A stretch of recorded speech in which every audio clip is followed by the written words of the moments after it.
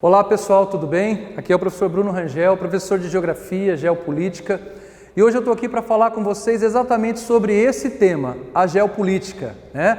Geopolítica, pessoal, nós vamos falar de um conceito, vou falar rapidamente com vocês sobre ordem mundial e depois vou deixar uma dica super especial para você.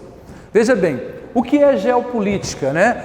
O conceito nasceu na Alemanha, na verdade de um sueco naturalizado alemão chamado Rudolf Killen, que disse que a geopolítica é o estudo das relações de poder. E aí já vem uma primeira questão importante. Quando nós falamos em relações de poder, nós podemos apelar aí para uma interdisciplinaridade. Por exemplo, o Michel Foucault, ele fala da microfísica do poder, das pequenas relações de poder. Nós, na geopolítica, não consideramos essa microfísica, essas pequenas relações. Para a geopolítica, estuda-se as relações de poder entre três agentes. Se liga aqui. Os estados, enquanto Estado-nação, as grandes empresas transnacionais e os organismos supranacionais, como a ONU, por exemplo. Então, a geopolítica, vamos fechar o conceito, é o estudo das relações de poder entre estados, empresas e organismos supranacionais. Fechado o conceito, esse estudo das relações de poder, especificamente entre os estados, nos leva à ordem mundial.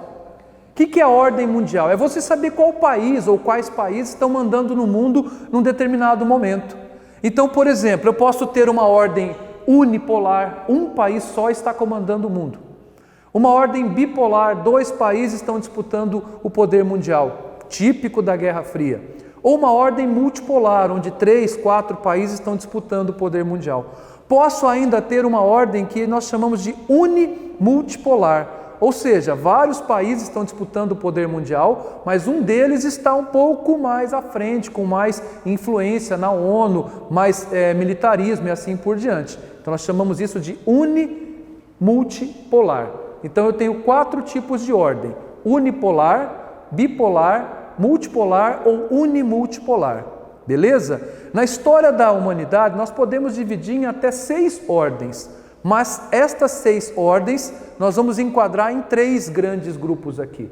A ordem mundial do imperialismo, a gente começa a considerar com a formação dos estados, portanto a partir da Revolução de Avis, formação de Portugal, enfim. Mas principalmente a ordem do imperialismo é a ordem marcada pela ascensão da Inglaterra, pelo imperialismo depois com a partilha da África na Conferência de Berlim, onde eu tenho vários países partilhando a África. Então eu tenho um mundo que pode ser chamado de multipolar, embora em alguns momentos da ordem imperialista a Inglaterra se destacava. Então, daí eu tenho unimultipolar.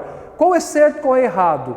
Na primeira metade do século XIX, considera-se muito mais um mundo unimultipolar, com a Inglaterra dando as regras. Na segunda metade, com a Conferência de Berlim, nós já temos uma configuração mais multipolar do que unimultipolar. Mas não é ciência exata, então cabe discussão, claro. Geopolítica é a ciência basicamente montada em cima do debate, da polêmica. E a Guerra Fria já não, já é menos polêmica. Ela vai de 1945, com o fim da Segunda Guerra, até 1991, com a ordem nova ordem mundial, a dissolução da União Soviética. Então, de 45 a 91. Perceba que essa é tranquilo, União Soviética contra Estados Unidos, você tem uma ordem bipolar.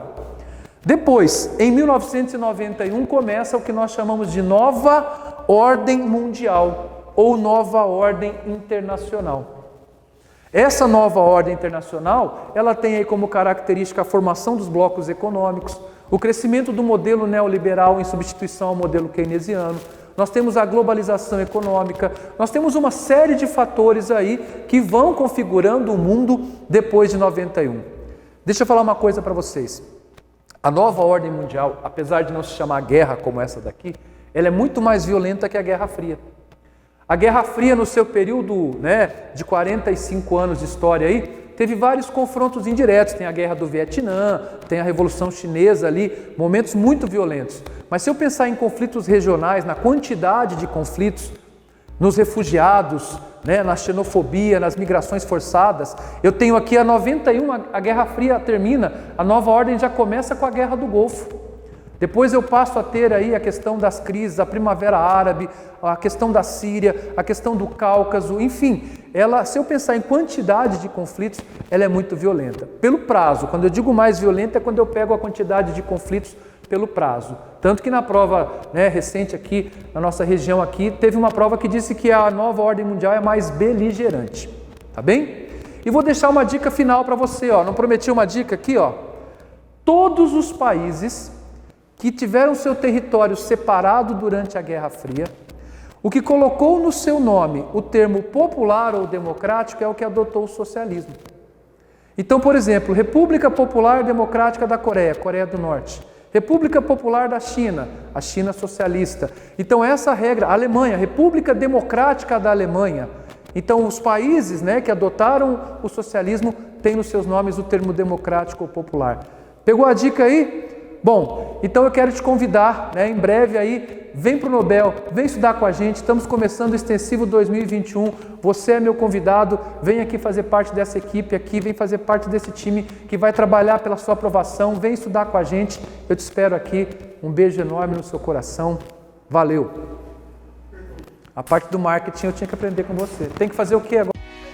Sabia que tem como se preparar para os melhores vestibulares sem ficar desesperada? Legal, né? Deixa que eu te conto.